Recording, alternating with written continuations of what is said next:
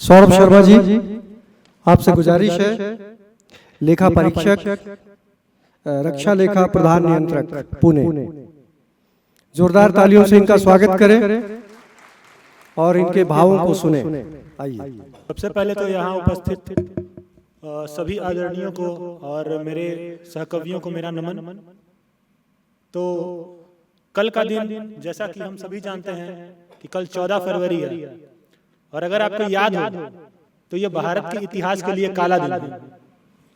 काला दिन इसीलिए क्योंकि आज ही के दिन 7 वर्ष पूर्व जम्मू कश्मीर के पुलवामा में एक आत्मघाती हमले के द्वारा हमारे देश के 40 सीआरपीएफ के वीर सपूतों को शहीद कर दिया गया था। तो भले ही उस घटना को हुए 7 वर्ष पूर्व हुए, पर वो जो वेदना है, वो पीड़ा है, वो आज भी कहीं ना कहीं हमारे घावों को फिर से हरा कर देती है। तो मेरी आज की कविता बस उसी घटना को समर्पित है कि खुशनुमा दिन था वह, मोहब्बत जैसे फिजाओं में छाया, पर सरहद पर लड़ने वालों के घर में फिर जैसे मातम छाया। 40 शहीद हुए उस दिन, 40 शहीद हुए उस दिन, हुए मातृभूमि पर कुर्बान। हर भारतीय के दिल में जैसे धधकने लगी प्रतिशोध की मशाल। लेकिन दुर्भाग्य की बात तो यह देखिए कि हमारे देश के कुछ तथाकथित बुद्धिजीवी जो टेररिस्ट सिंपैथाइजर हैं, जब गिरफ्तारियां चालू हुई जम्मू कश्मीर के पुलवामा में, तो हमारे देश के तथाकथित बुद्धिजीवी उन्हें बचाने के लिए सुप्रीम कोर्ट तक चले गए, अवार्ड लौटाने लगे। तो मेरी अगली पंक्तियां बस उसी आक्रोश को, उसी विडंबना को दर्शाती है कि ना जाने कितनी गोलियां हंसकर सीने पर खाई।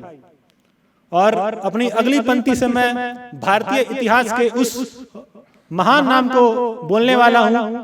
अगर आपको पसंद आए तो अपनी तालियों से मेरा उत्साहवर्धन कीजिएगा। ना जाने कितनी गोलियां हंसकर सीने पर खाई, और अंगद सा जो पैर जमा कदम हिलने ना पाए। कायराना भरी इस हरकत का जवाब सीना ठोक के दिया हमने, घर में घुसकर मारा उनको, नरक की आग में झोंक दिया।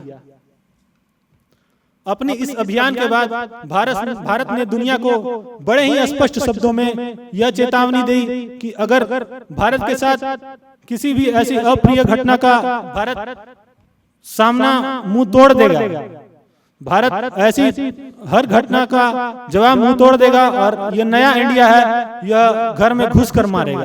कि आदि शक्ति और रणचंडी का पौरुष भी अब बोलेगा, कि आदि शक्ति और रणचंडी का पौरुष भी अब बोलेगा। शिव तांडव के भय में अब भूगोल ये सारा डोलेगा।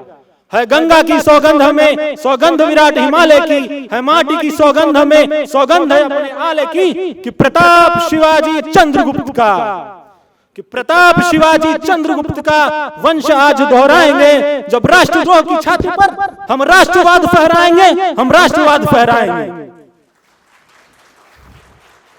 आप याद कीजिए उस हृदय विदारक घटना को, जब एक नन्ही सी वीरांगना अपनी शहीद पिता की चिता के सामने खड़ी होकर अश्रु की धारा बहाती तो है, पर लड़खड़ाती नहीं, डगमगाती नहीं, अपना कंधा ऊंचा करके सलूट करते हुए बोलती है, बलिदान परमो धर्म शौर्य दक्षम युद्धे।